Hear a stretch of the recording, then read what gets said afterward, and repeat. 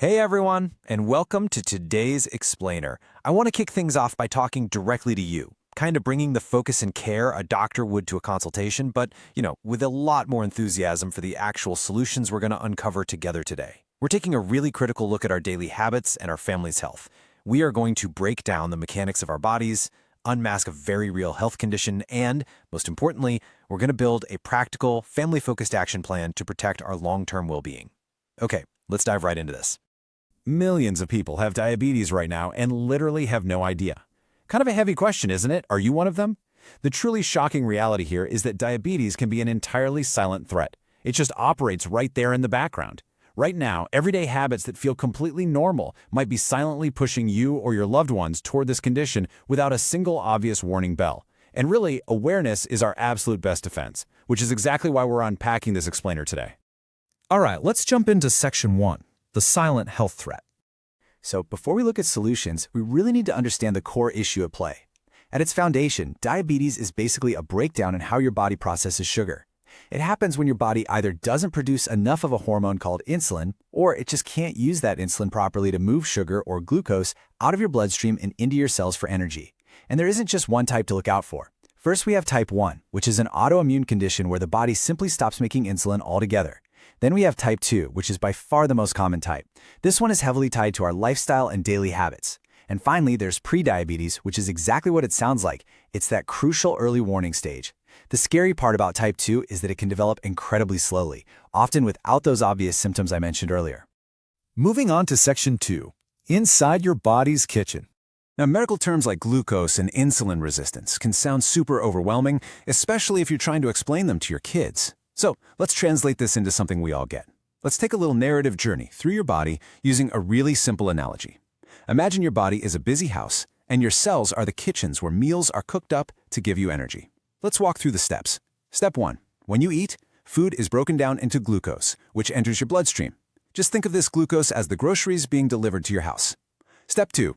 To get those groceries into the kitchens, your cells, you need a master chef who holds the keys. That chef is insulin. Insulin unlocks the kitchen doors. Step 3. Once the groceries are safely inside, the food is cooked into the energy you need to run, play, and think. This is such a brilliant, simple way to explain this biological process to your children so they actually understand how their food fuels them. Normally, the chef is crushing it. The doors are open, and the groceries are put away neatly. But what happens if blood sugar becomes elevated? Well, imagine the master chef just goes missing, or the locks on those kitchen doors get completely jammed. The delivery trucks keep arriving with more food, but the groceries can't get inside. So what happens? They start piling up outside in the hallways, and in this analogy, that hallway is your bloodstream. That massive pileup is exactly what elevated blood sugar is.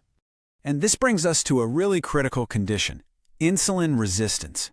This is just the medical term for those jammed locks. It's when your body simply stops responding properly to the insulin it's making. The chef is in there turning the key, but the door just won't open. Because the cells aren't accepting the glucose, those blood sugar levels rise to dangerous levels. This is the core engine driving type 2 diabetes. So, try this out tonight at dinner. Here's a direct conversation starter you can use. Just ask your kids, if our bodies are kitchens, what happens if we buy too many groceries and lose the keys?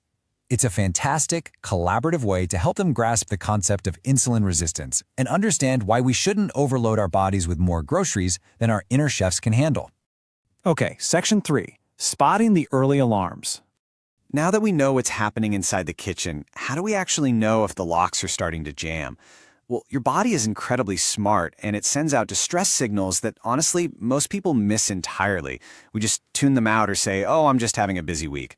Things like constant fatigue because your cells aren't getting the energy they need, frequent urination and increased thirst because your kidneys are working overtime to flush out that piled up sugar, blurred vision, wounds that heal incredibly slowly, or even a strange tingling in your hands or feet.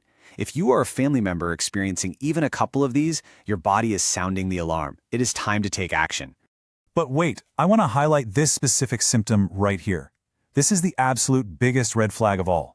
Feeling hungry all the time, even right after you've just eaten a massive meal. Why does this happen?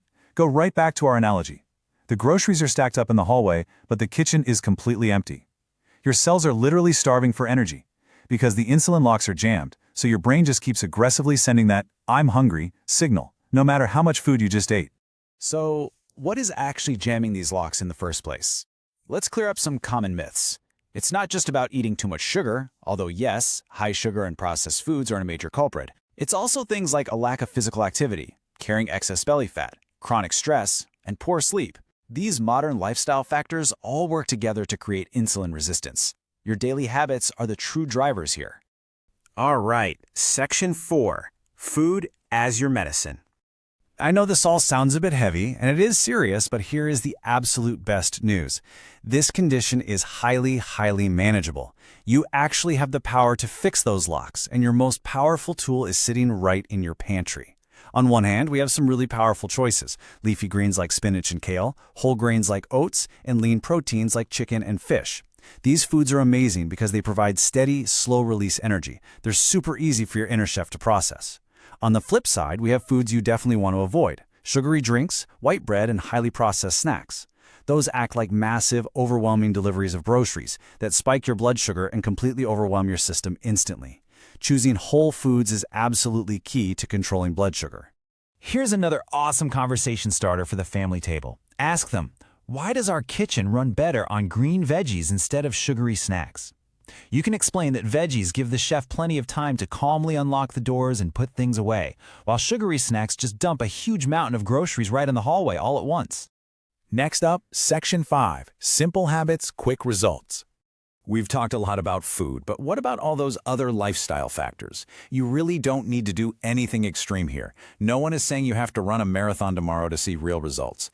Just focus on 3 small habit changes. First, walk for 30 minutes a day. This simple physical activity burns off the excess sugar in your bloodstream and makes your cells way more sensitive to insulin. It literally oils the locks. Second, make sure you get 7 to 8 hours of good sleep. And third, actively try to reduce stress through things like meditation or deep breathing.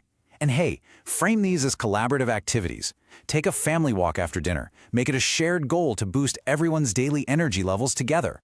And if you're carrying a little extra weight, the numbers here are actually super encouraging. Maintaining a healthy weight is obviously vital, but research shows that losing just 5 to 10% of your body weight can massively reduce your risk of developing diabetes. You don't have to lose 50 pounds to see a totally life-changing improvement in your metabolic health. Just a small percentage makes a huge biological difference. To really make all of this stick, think about starting a weekly planner. Create a simple daily checklist for healthy living that everyone can follow. Did we get our 30-minute walk-in? Did we hit 7 to 8 hours of sleep? Did we eat our greens today? You can literally drop a chart just like the layout here, stick it right on the fridge, and track it together as a family. It's a great way to transform abstract health goals into visible, fun daily achievements. I want to leave you with this really powerful thought. Your health isn't decided overnight. It's shaped by what you do every single day. Diabetes is a very serious threat, for sure, but it is definitely not unstoppable. Early action, awareness, and simple daily choices like the ones we've just unpacked today can quite literally save lives. So, if your body's kitchen is sending out distress signals right now, what is the very first lock you're going to unjam today?